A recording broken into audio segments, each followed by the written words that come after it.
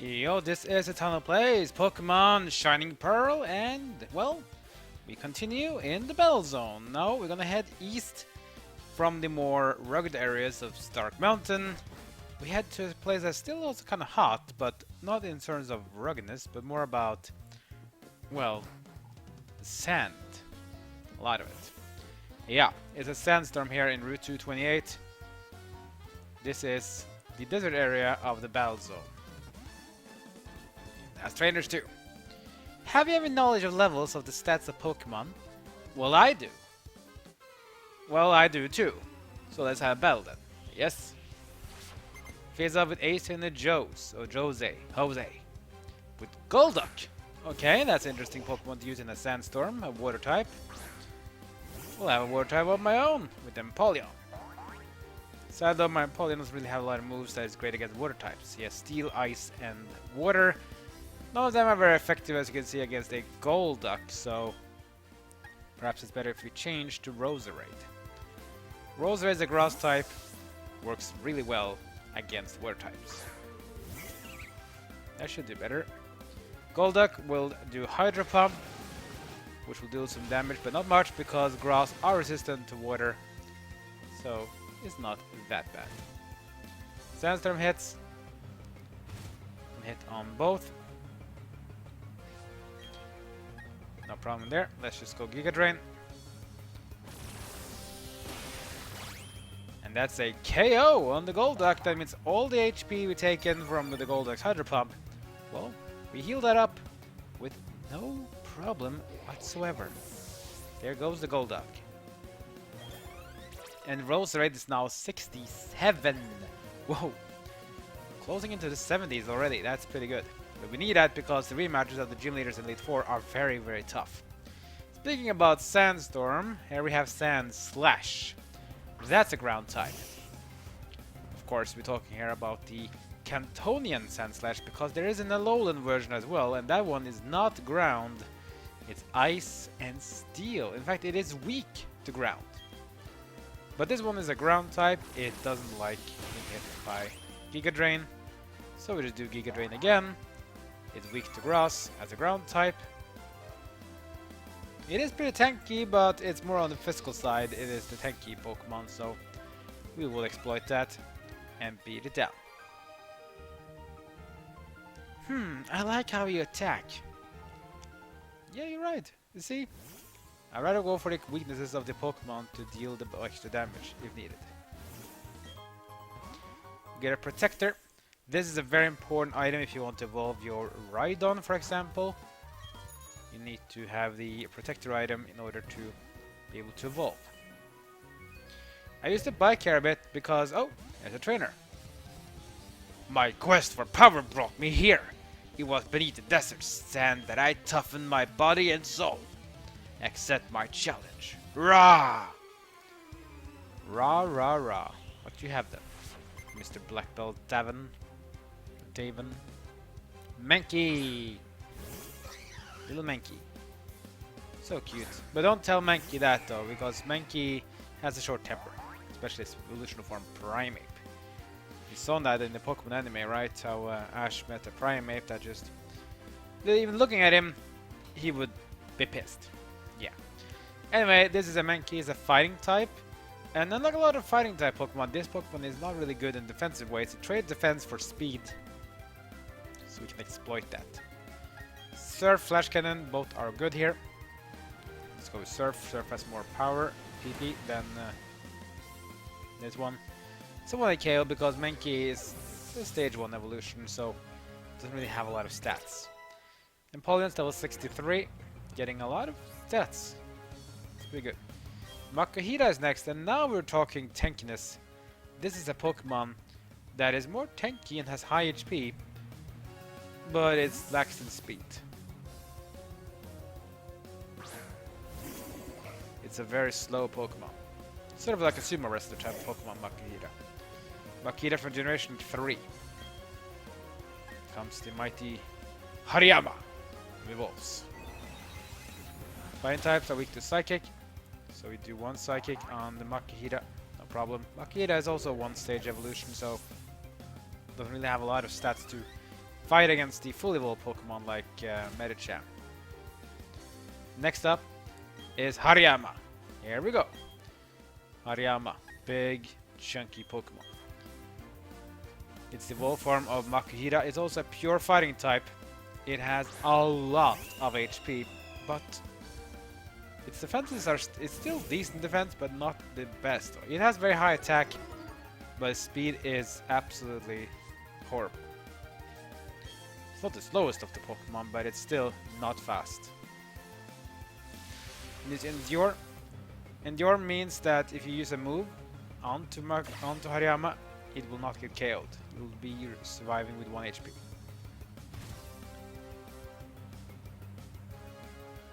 Can't fly.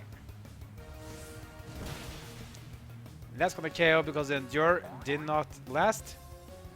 They only last the same turn it was used, and Fly is a 2-turn move. That's why Fly counters the Endure usage.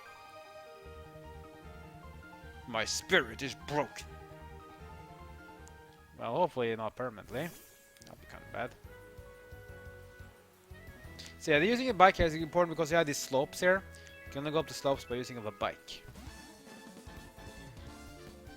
Please don't hold anything back. I have no intention of doing that, so don't worry. Here we got Ace Trainer Ariana, and if I remember correctly, is this the one I think that everyone likes to rematch every single time? I think this is it. I'll explain soon, because you'll easily find out why. So Ariana has an Ambipom, which is a Generation 4 Pokemon, but it is evolving from a Generation 2 Pokemon in Ipom. Ipom becomes Ambipom. This is one of the many Pokemon from all generations that has a new evolution in Generation 4. It is a normal type, so just use your strongest moves. Ambipom has decent speed. Now using agility to have even more speed. But unlike in Pokemon Legend Arceus, in which speed is so good that you can even attack twice, if you're very, very fast. Doesn't help here. Here it is 1 turn each. Speed only determines who attacks first. Really wish they did the same with Arceus though, to make it so that if you have very, very high speed, you might even be able to outspeed your opponent so much you can attack twice. But it might be a bit OP though. Here comes Rapidash. Rapidash is a pure fire type Pokemon. You already know that because we have one on our team. It's pretty decently fast and has pretty decent attack, but it's lacking a bit in the special attack status. Defense wise, it's not super good. So there's not too much physical attacks on fire side that Rapidash can use. And yeah, here's the reason why. Here's a Chansey. This is a Chansey indeed, and Chansey is the Pokemon, or its evolutional form even, is the Pokemon that has the highest amount of EXP given out when beaten. Here comes the Chansey. Still 54, which is pretty high. And Chansey is known for having the highest base HP of all Pokemon. Might not be anymore, or at least the evolution form, Blissey. But it's among the highest at least. But Chansey's attack is among the lowest of all Pokemon, and defense is also pretty low. But defense is pretty decent though. But physical attacks, even the high HP, doesn't really count much for Chansey. Chansey's gonna go down. And you can see the XP here. Oh my goodness. Almost 4,000 XP for Staraptor there. Raptor 63 as well. And now we're getting a very good move. Finally Flame Wheel can go away. Flame Wheel has 60 power, 100 accuracy. Flare Blitz has double the power, but it is a recoil damage with a very big recoil too. But still, it is, in my opinion, worth it. Double damage, do recoil, but it can still put a burns with Flare Blitz as well, so that's pretty nice.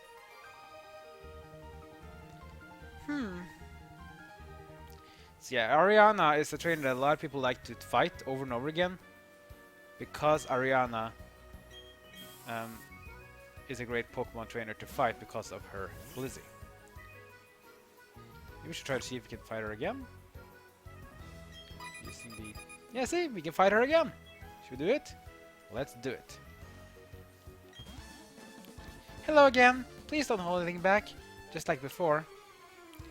Oh, we won't. So let's fight Ariana for a second time.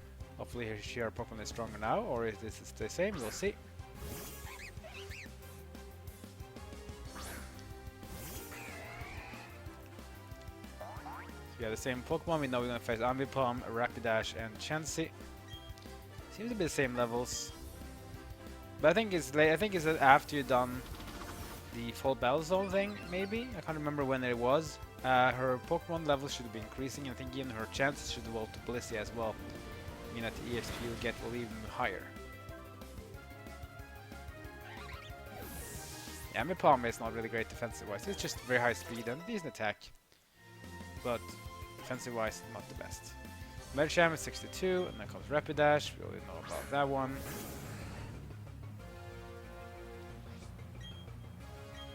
Let's use Surf. Flame Wheel comes out. Damage is normal because, yeah, I'm a water type. Water is resistant to fire, but I'm also a steel type. Steel is weak to fire. That's why Empoleon does not take neutral damage from fire moves. Or it does take neutral damage from fire moves, instead of being weak or resistant. Staraptor is 67. Big Bird. And here comes the Chansey again. Let's have Mr. Medicham do the business this time around. Here comes. Here comes the Chansey. Now we beat the Chansey with a Drake Punch. That should be more than a fight. Don't need High Jump Kick. Yeah, that's more enough. Okay, Punch lands. Chansey is gonna go down. Heal a bit as well from HP we had lost from previously. And it's time to get another big bunk of EXP. So much that Luxray is 64 and then Empoleon is also 64. Get Discharge. Discharge is a very strong special attack. But not so much more than Spark though, unfortunately. And as you can see on the style wise on Luxray, Luxray has 140 special attack, but 203 attack. It's by far a physical attacker. So I think Spark would do even more damage than Discharge. So that's why I'm not gonna learn it. It's just not really good for Luxray. Had Manectric instead, the Generation 3 electric type creature, would have been better.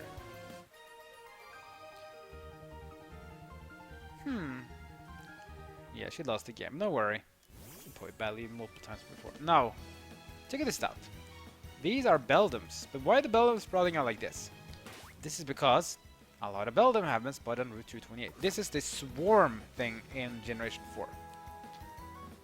This means when you go around the grass here, you'll have a high chance to facing Beldums. Beldum was a very hard Pokemon to catch in the previous games, because Beldum is a Pokemon you were receiving from Steven in Gen 3.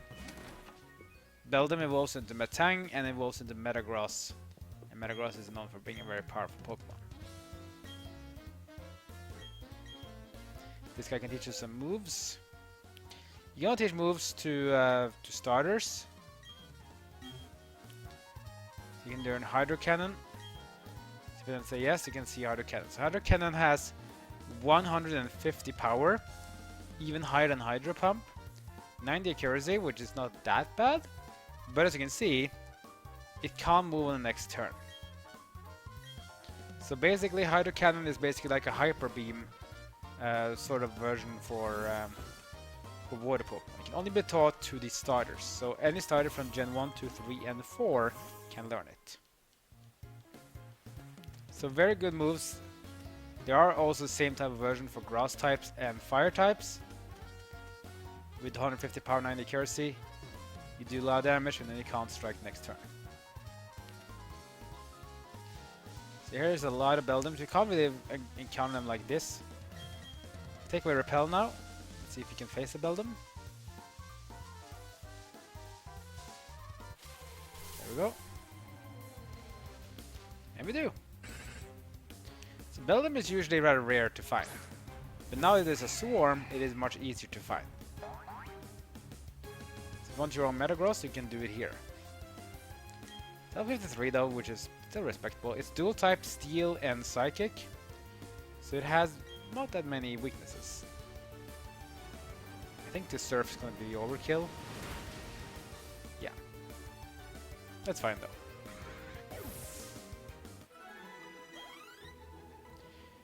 So this is the way how the Swarm works. You can get the Swarm by talking to the sister of Dawn back at Sandstorm Town. But in this game, in Generation 4 Remake, you also have it down here where it says where the swarms are in the post game.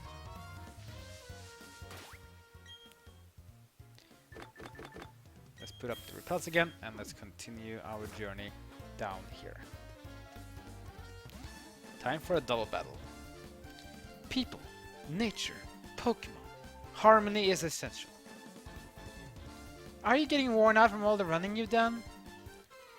No, I feel pretty fit, to be honest. So Pokemon Rangers, Kyler and Krista. They use Execute and Trapinch. Interesting combination. So Trapinch is a ground type from Generation 3. Execute is a dual type Grass and Psychic from Generation number 1. So Execute has a 4-time weakness to bug types. Trapinch is weak to water, also ice. Ice Beam should be enough. Now they have Rapidash use our brand new Flare Blitz on to Execute. There it comes. That's a good damage there, but damage will take as well. Execute is gonna go down. How much recoil will we do? About the 4th. So it's still some damage, but it's not that bad. Comes the Ice Beam from Empoleon. The KO2, because Trapinch is a first stage evolution. It has 2 evolutions.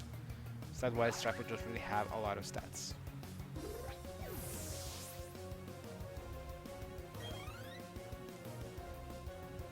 But there's still more Pokemon to face. Sandstorm hits on his Rapidash because the Steel types are immune to the Sandstorm effects. We get Vibrava and Earthring.